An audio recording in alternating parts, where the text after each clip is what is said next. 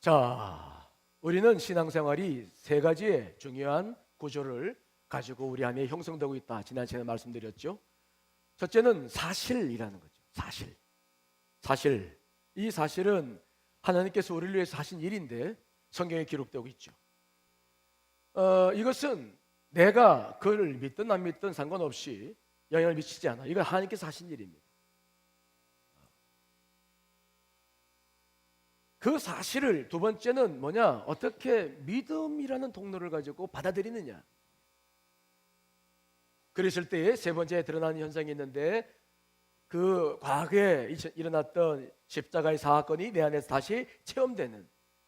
그래서 이 믿음과 즉 사실과 믿음과 체험이라고 하는 이 세 가지의 중요한 신앙의 테마들이 내 내면 안에서 어떻게 이것들이 이루어지고 있느냐가 굉장히 중요한 것입니다.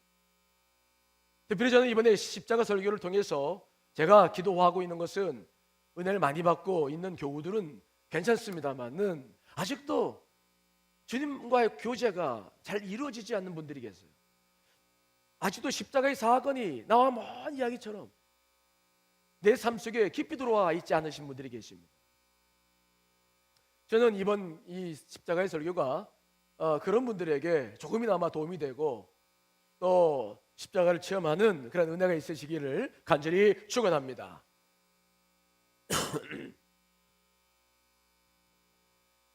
오늘 성경에도 동일한 일이 벌어져요. 먼저 사실이 펼쳐집니다. 무슨 사실입니까?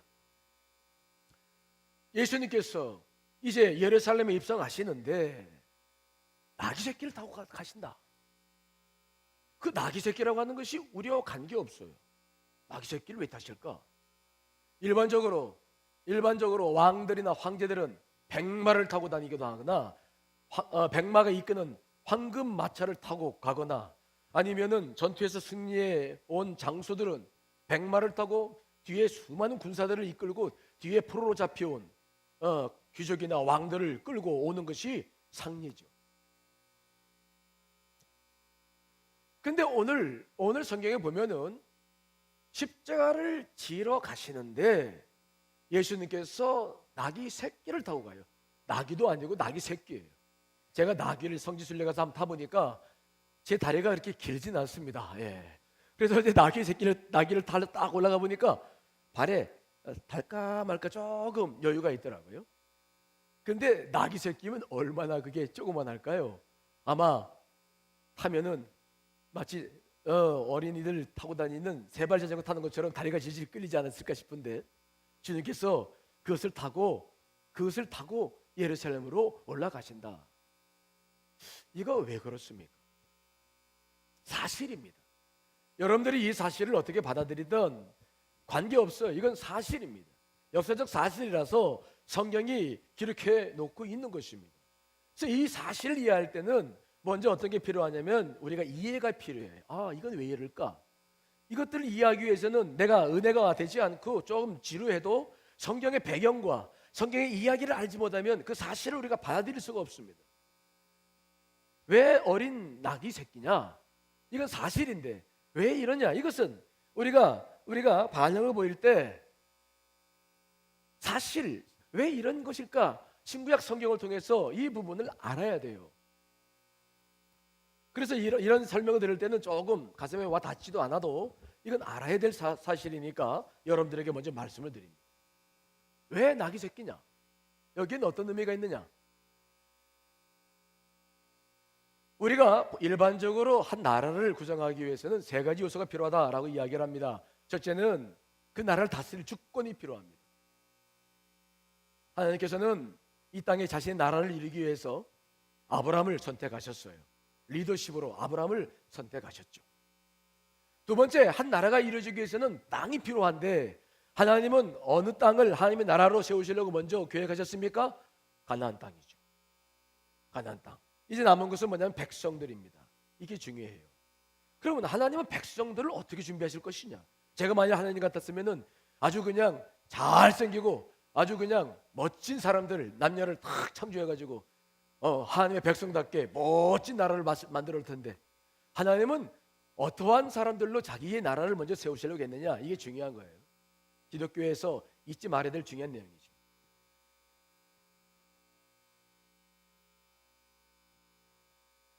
하나님은 아브라함을 선택하셔서 그에게 이제 400년 후에 500년 후에 그의 자손이 이제 그 나라에 들어갈 것이라 약속하셨는데 어떤 자손이냐?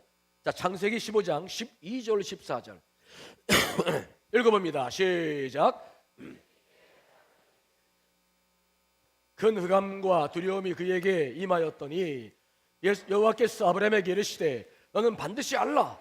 내 자손이 이방에서 객이 되어 그들을 섬기겠고 그들은 400년 동안 내 자손을 괴롭히리니 그들이 섬기는 나라를 내가 징발할지며 그 후에 내 자손이 큰 재물을 이끌고 나오리라. 근데 그 한 나라의 백성은 어떻게 구성되느냐? 이 내용을 알죠. 이방에서 객이 되어 그들을 섬기겠다. 노예가 된다는 거죠. 누구를 말합니까? 야곱의 후손들을 말합니다. 하나님께서는 야곱의 시대에 팔레스타인의 기근이 들어서 요셉이 종류로 있는 애굽으로 그 70여 명이 이주하게 만드셨어요. 그리고 거기서 430년 정확하게 요셉이 종류로 있을 때는 고센지방에서 그들이 아주 존중받았습니다. 양을 키우며 살았습니다. 하지만 요셉이 죽었고 그를 모르는 왕이 선정되었을 때에 그들은 노예로 전락해 버렸어요. 하나님께서 자기의 백성들을 어떻게 준비하셨냐면은 400년 동안이나 애굽을 섬기는 노예 생활을 하게 했다는 것은 굉장히 중요한 의미가 있는 거예요. 아니 좀 멋지게 생기고 머리도 샤프하고 그냥 그런 사람들로 하나님 백성을 삼으셔야지. 아니 그래 애굽을 섬기는 노예 생활을 하는 사람들로 자기 백성을 꾸리시겠다. 이게 우리가 이해할 수 없지만 하나님의 생각입니다. 하나님께서 이루신 일입니다. 사실이에요. 그런데 이것이 우리 기독교의 정체성을 구분하는 데 있어서 굉장히 중요한 것입니다. 놓쳐서는 안 될 일입니다. 교회는 누구냐? 크리스천은 누구냐? 어떤 삶을 살아야 되느냐? 라고 하는 것은 예수 그리스도께서 보여주신 삶처럼 처음부터 이러한 삶이었어요. 우리의 본질 자체가 섬김의 삶을 살도록 처음부터 준비되었다. 그래서 그들은 가나안 땅에 한 나라를 세웠지만은 그들은 우상을 섬기면서 그렇게 살고 싶지 않았어요. 그들은 다른 나라처럼 왕을 세우기를 원했고 강대국이 돼가지고 뭔가 하기를 원했습니다. 결국 그들은 우상을 섬기며 하늘을 버렸어요.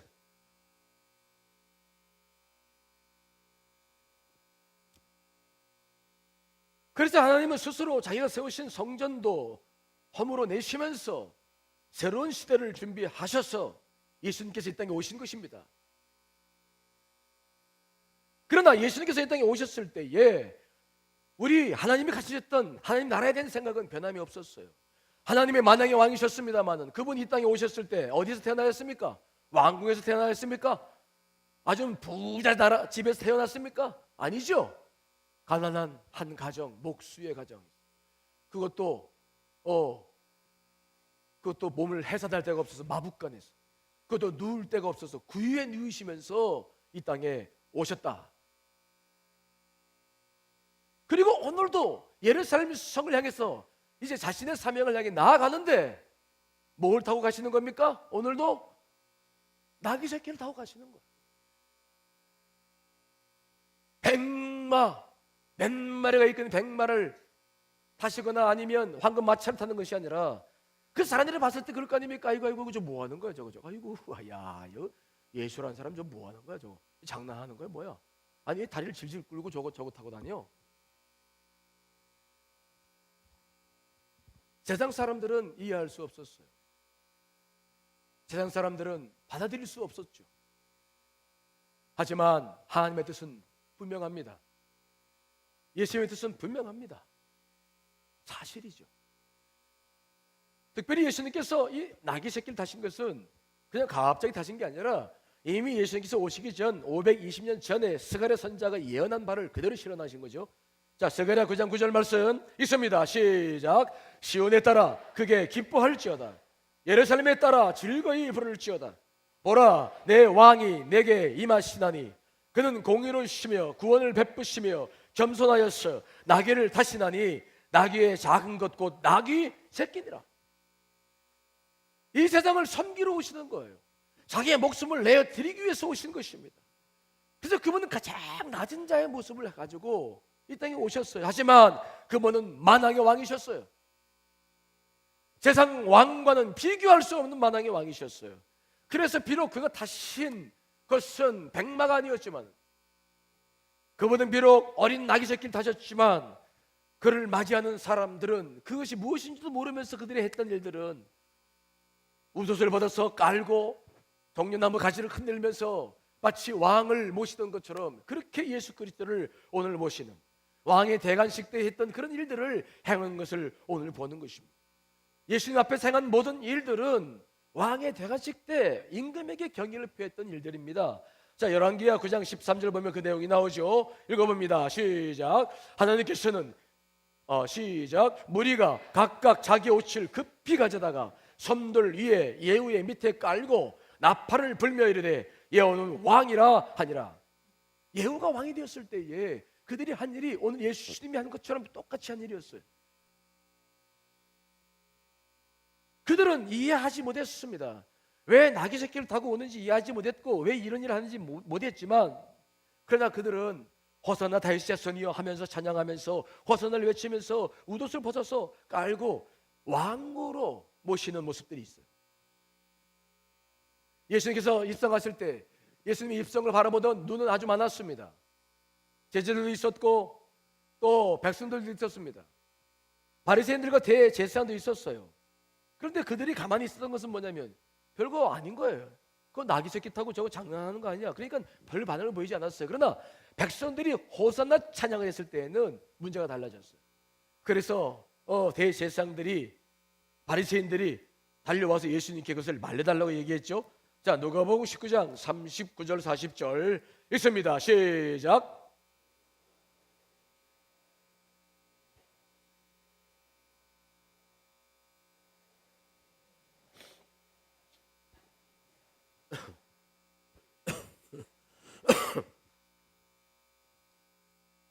주님께서 오셨을 때 비록 나귀는 타셨지만 그분은 만왕의 왕이셨어요.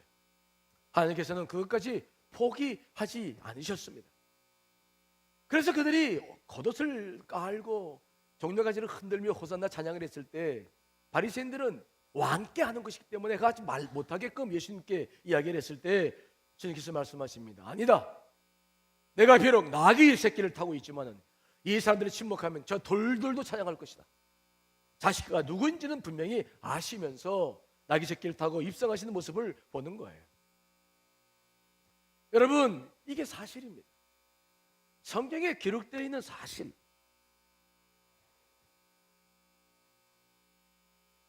그런데 이것을 보는 사람들의 관점은 얼마나 다릅니까? 제자들은 지금 예수님의 앞에 겉옷을 벗어 던지면서 깔면서 금을 맞이했는데 그 사람들은 이 어린 나귀 새끼 타고 입성하시는 모습이 무엇인지를 알고 그들 영접했습니까? 예수님 영접했습니까? 아니죠. 우리가 복음서를 보면은 그들은 예수님께서 입성하실 때 뒤에서 뭐라고 얘기합니까?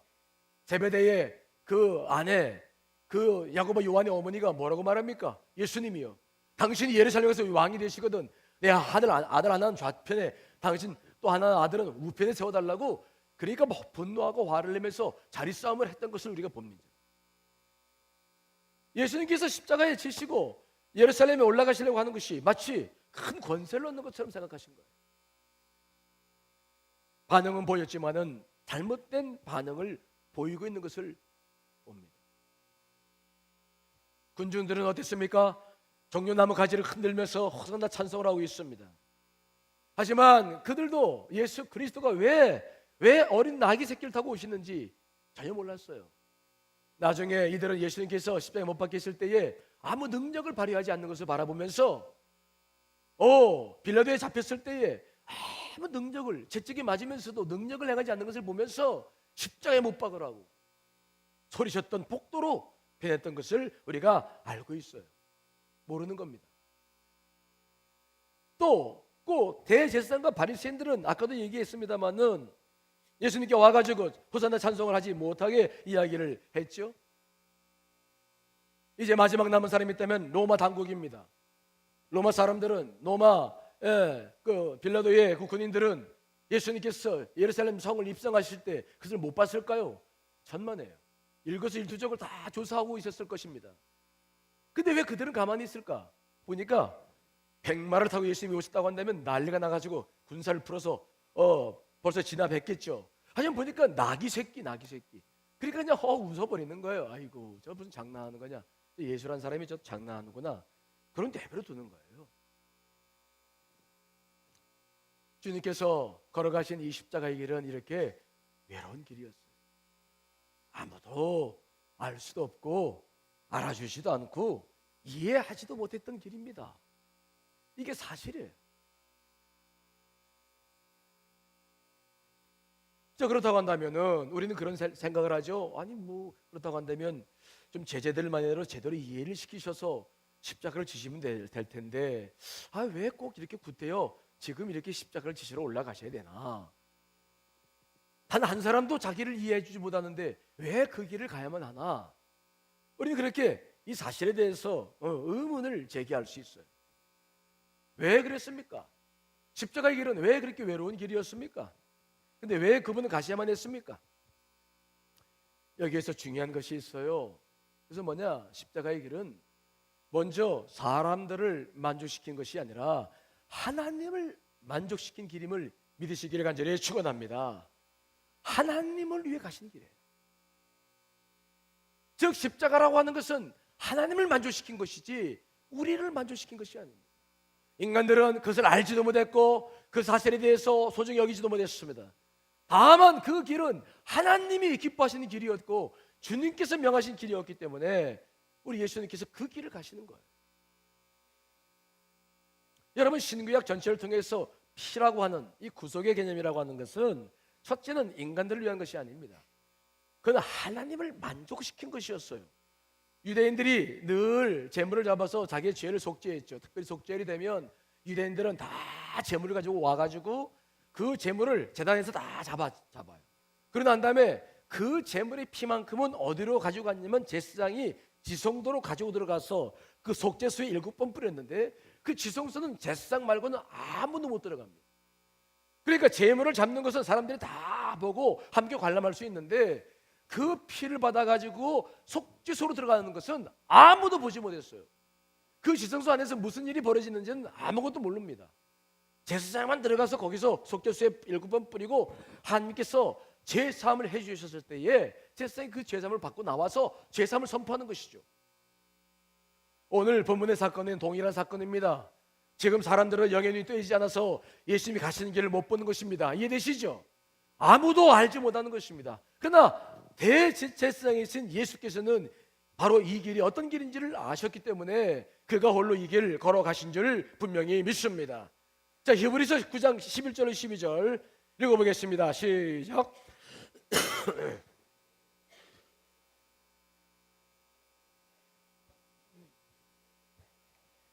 더 크고 온전한 장막으로 말미암아 염소와 송아지의 피로 하지 아니하고 오직 자기의 피로 영원한 속죄를 이루사 단번에 성소에 들어가셨느니라. 아무도 보지 못해요. 이해할 수 없었어요. 하지만 우리 주님은 하나님께서 명하신 길이고 그분께서 인류의 모든 죄를 위해서 자신의 피를 요구하셨기 때문에 그 길을 가시는 거예요. 사람들을 먼저 만족시킨 것이 아니라 하나님을 만족시키기 위해서 이 길을 가신 겁니다. 이게 십자가가 우리 안에 들어와서 내 안에 체험되기 전에 갖는 의문들이고 십자가가 깊이 들어오지 못한 이유예요. 자, 이보다 초기에 이스라엘 백성들이 구속을 받았던 사건을 한번 생각해 봅시다. 자, 이 사실 이야기할 때는 교인들이 잘 안 들어요. 졸고 딴 생각해요. 가슴에 와 닿지 않기 때문에. 그래도 사실 알려주지 않으면 안 되기 때문에 지금 설교하는 겁니다. 눈을 뜨시고 저를 보시기 바랍니다. 가슴에 와 닿지 않아도 알아야 내용들을 알아야 될 내용들이죠. 자, 십자가 보혈과 함께 우리에게 가장 중요한 사건이 있는데 출애굽 어린 양 사건이에요. 이스라엘 백성들이 출애굽했을 때에 그들이 한 일이 무엇입니까? 어린 양을 잡아서 고기는 먹고 피는 어디에 발랐습니까? 집 인방과 좌우 문설주에 발랐어요. 근데 그 피는 누구를 위한 것입니까? 이스라엘 백성들을 위한 것입니까? 하나님을 위한 것입니까? 그 피가 발라졌을 때 죽음의 사자가 그 피를 발라진 곳은 뛰어넘었다, 월담했다. 그래서 유월지라는 말을 쓰는 거예요. 그 피는 그 어린 양을 잡아서 먹는 그 사람들에게는 아무런 의미가 없었어요. 누구에게 의미가 있느냐? 하나님께서 그 피를 바라보시고 그 집을 구원하여 주신 줄 믿습니다. 때문에 그 보혈은 하나님께 해당되는 거예요. 우리에게는 아무런 의미가 없어요. 지금 예수님께서 십자가의 길을 걸어가실 때 수많은 사람들이 그 현장을 바라보면서 가슴 뭉클하지 않고 잘못된 생각을 할 수밖에 없는 것은 그 이유 때문에 그렇습니다. 하지만 그것은 하나님의 의가 되었다. 자, 고린도후서 5장 21절 읽습니다. 시작.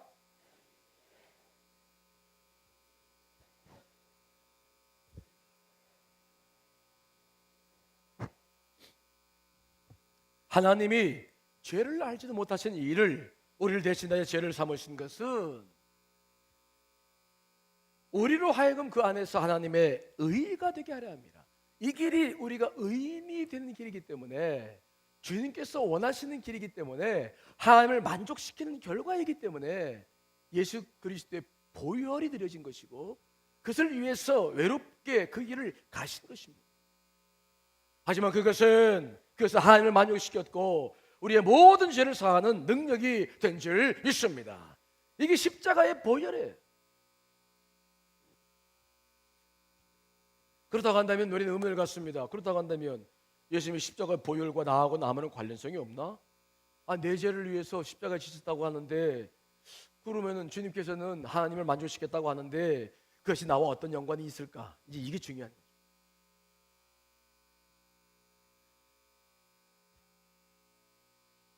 여러분, 우리가 지금도 십자가를 생각할 때 여러분 안에 은혜가 흐릅니까? 흐르지 않습니까? 흐르죠? 저 좀 봐요. 제가 설교를 좀 어렵게 하고 있는 것 같은 느낌이. 여러분, 우리가 십자가를 생각할 때 여러분들 안에 어떤 은혜가 있고 성령의 은혜가 있고 주님의 그 사랑이 느껴집니까? 느끼지 않습니까? 느껴지죠? 그러면 주님은 하나님의 의를 이루셨다는데 나는 십자가를 생각하면 지금도 은혜가 있는데 이건 왜 그럴까? 그것은 한 가지를 이루신 사람들에게 오는 은혜예요. 이것을 이루지 못한 사람들은 아직도 십자가가 와 닿질 않아요. 오늘 예배를 듣고 설교 들어도 정말 짜증나는 설교예요. 내게 적용도 안 되고 아무것도 이거 들리지도 않고 이거 왜 들어야 되나? 졸려요. 하지만 이것이 무엇인지를 아는 사람들은, 십자가 보혈이 무엇인지를 아는 사람들은 그렇게 듣지 않죠.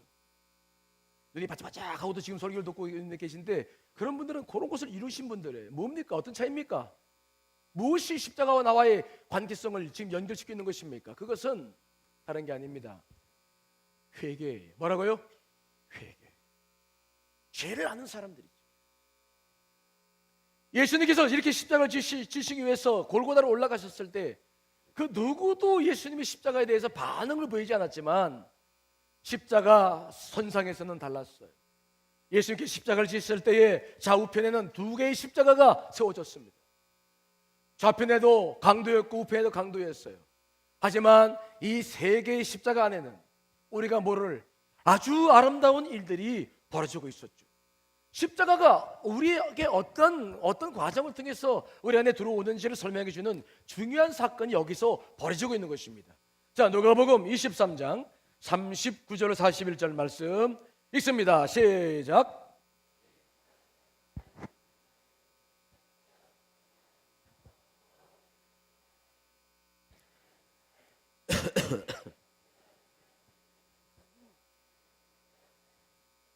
우리는 우리가 행한 일에 상당한 보응을 받으니 이에 당연한 것이니와 이 사람이 행하는 것은 옳지 않은 것이 없느니라 하고, 예수님께서 십자가에 못 박혀 돌아가실 때 좌편에도 우편에도 십자가가 하나씩 서해져 있었어요. 세 개가 십자가 세워졌어요. 좌편에 있는 강도는 예수님께 말합니다. 네가 그리스도냐? 네가 그리스도라면 지금 뛰어내려서 우리도 구원해 봐라. 마지막 죽음의 문턱에 서서도 그 사람은 회개하지 않습니다. 때문에 십자가가 아무런 관련이 없어요. 우리가 인생을 살아갈 때에 크리스찬들도 마찬가지입니다. 진정한 회개가 이루어지지 않은 사람들은 십자가가 뭔지를 몰라요. 십자가에 대한 약간의 감동이 있을 것입니다. 하지만 정말 십자가가 나를 위한 것이라는 고백은 하기 어려워요. 그러나 우편에 있는 강도는 다릅니다. 그는 그 사람을 나무랍니다. 우리가 정죄를 받는 것은 마땅하지만, 행한 일 때문에 마땅하지만, 그러나 이분은 그렇지 않다. 그 오른편에 있는 강도가 예수님 언제 만나는지 성경에 기록되어 있지 않아요. 하지만 그는 예수 그리스도를 만나본 사람이, 경험 있는 사람이었을 것입니다. 예수께 하신 일들을 들어보면서, 그분이 행하신 일들을 보면서, 그분이 살아계신 모든 것을 이 사람은 알고 있는 사람인지 몰라요. 그 봤을 때 이 사람은 죄가 없었어요. 자기들은 마땅히 지은 죄지만 이분은 죄가 없었어요. 왜 이분이 십자가를 져야만 하나? 그 십자가의 선상에서 어떻게 이루어졌는지 성경은 아주 짤막하게 보도하고 있어서 우리가 내용을 알지 못하지만 그 우편에 있는 강도는 분명히 그 사실을 알았어요. 그러면서 그는 마지막 예수님께서 십자가에 못 박혀 돌아가시던 6시간 동안에 그는 고통 속에서 있었지만 고통 속에서 인생을 탕진한 것이 아니라 그는 회개하며 예수 그리스도와 교제하는 시간이었죠. 자, 누가복음 23장 42절 43절 말씀 읽어보겠습니다. 시작. 이르되 예수여 당신의 나라에 임하실 때에 나를 기억하소하니 예수께서 이르시되 내가 진실로 내게 이르노니 오늘 내가 나와 함께 낙원에 있으리라 하시니라. 무슨 차이가 있습니까? 동일한 십자가 좌우편입니다. 이것은 우리 세상의 많은 것들을 상징하는 거예요. 수많은 사람들이 지금 십자가에 대한 복음을 듣고 있습니다. 십자가에 대한 교회를 보고 있습니다. 하지만 저들이 반응하지 않는 가장 큰 이유는 뭐냐? 죄가 뭔지 몰라요. 인생이 뭔지 몰라요. 신앙생활을 하면서도 아직 회개가 제대로 이루어지지 않는 사람들은 십자가와 깊은 관련성을 아직 공감하지 못해요. 이것이 신앙생활을 할 때 가장 중요한 문제입니다. 정말 내가 주 앞에 회개했느냐? 내 인생을 돌아보고 십자가를 벌해서 내가 정말 용서를 받았는가? 이것은 십자가와 관련돼서 굉장히 중요한 문제입니다. 진정한 회개 없이도 예배할 수 있습니다. 진정한 회개 없이도 하나님 찬양할 수 있습니다. 하지만 십자가 앞에서는 깊은 눈물을 흘리기는 어려워요.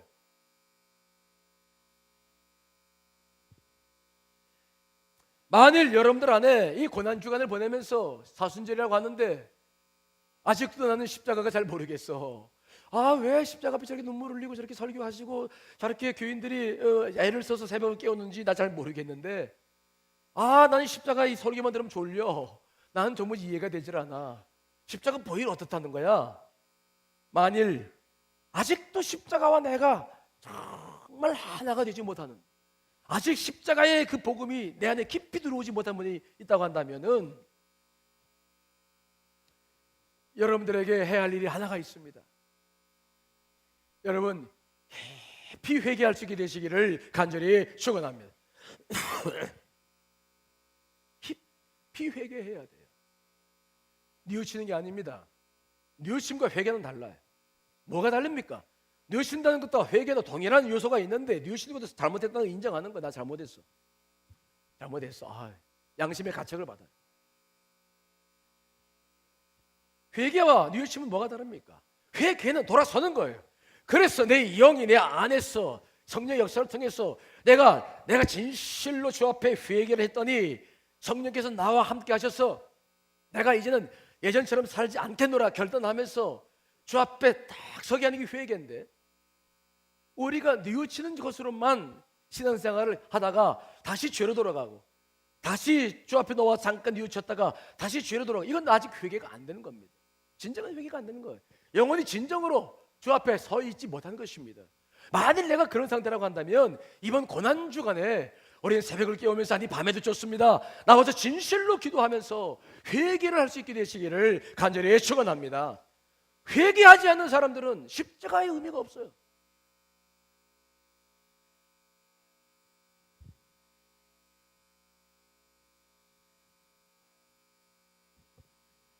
그러나 회개를 진정으로 이룬 사람들은 십자가만큼 가슴 저리는 것이 없어요.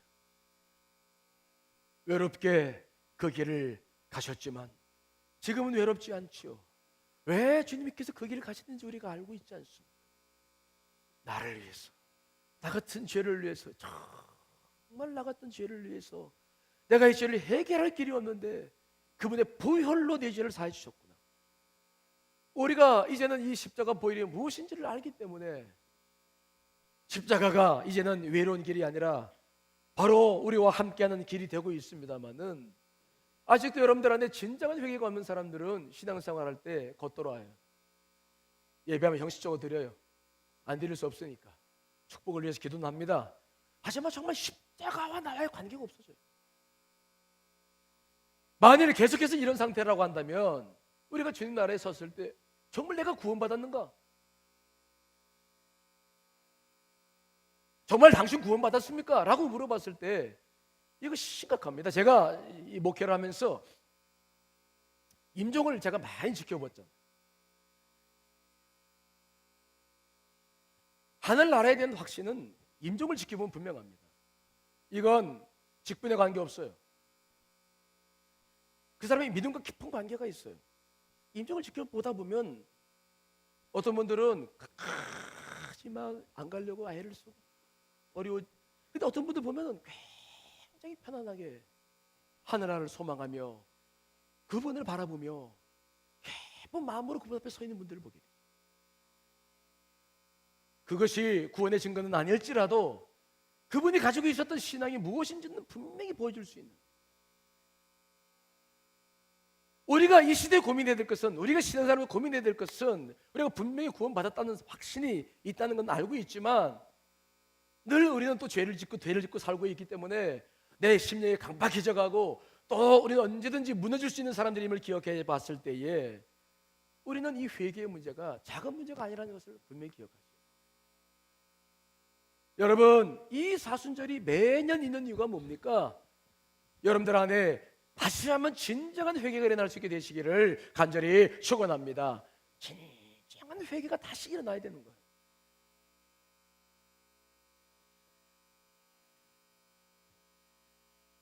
사랑받 새벽 편지라는 그 사이트가 있는데 거기에서 부부의 감동 스토리라는 내용이 있어서 잠깐 여러분께 알려드립니다. 이분은 부인이신데 40대 중반 모 기업의 연구원 부인으로 있었던 그런 사람이 쓴 글입니다. 심혈을 기울여 아름답게 꾸민 우리 집, 잡지에도 여러 번 나온 아름다운 이 집이 한때는 가장 큰 자랑이었다. 하지만 남편이 아프고 보니 내가 있을 곳은 궁궐 같은 집이 아니라 몇 평 안 되는 비좁은 병실, 피곤한 내 한 몸 누일 곳은 푹신하고 안락한 침대가 아니라 딱딱하고 좁은 보조 침상이었다. 나의 관심을 받았던 수많은 그릇들도 남편과 함께 하는 병실에서는 아무 소용이 없었다. 황량한 이 병실에서 쓸 수 있는 건 보잘것없는 플라스틱 접시와 종이컵뿐이었다. 북박이장에 가득 담겨있던 수많은 옷들과 명품 백들, 이 또한 내 것이 아니었다. 남편과 함께 사는 병실에선 그저 편한 옷이면 좋았고 귀히 여기던 명품 백도 아무 필요가 없었다. 어디 그뿐이었을까? 20년 넘게 내 자랑이었던 남편도 내 것이 아님을 깨닫는다. 의사들은 말한다. 마음의 준비를 하라고. 이젠 알게 된다. 내 분신, 내 생명, 내가 사랑하는 이들조차도 내 것이 아니라는 사실. 내가 가진 모든 것은 잠깐 맡겨주신 그분의 선물이었다. 나는 내 것이 아닌 걸 내 것인 양 자각하며 살았던 것을 주 앞에 진실로 회개한다. 내 부지를, 내 교만을, 내 과거를 회개하며 십자가 앞에서 오늘도 주님을 바라본다.